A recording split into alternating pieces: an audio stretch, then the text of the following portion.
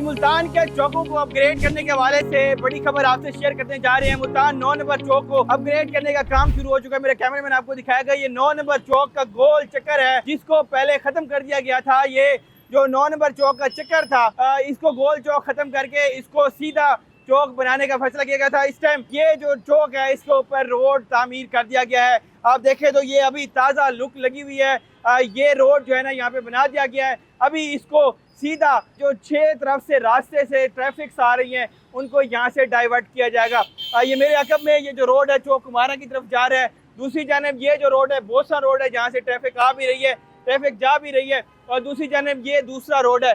इन तमाम रोडों की जो ट्रैफिक है वो यहाँ से सीधा गुजरेगी और इसके ऊपर जदीद ट्रैफिक इशारे लगाए जाएंगे, ट्रैफिक सिग्नल लगाए जाएंगे जिनको फॉलो करते हुए गाड़ियाँ यहाँ से गुजरेंगी और एक तरफ से बंद करके दूसरी तरफ ट्रैफिक को डाइवर्ट भी किया जाएगा।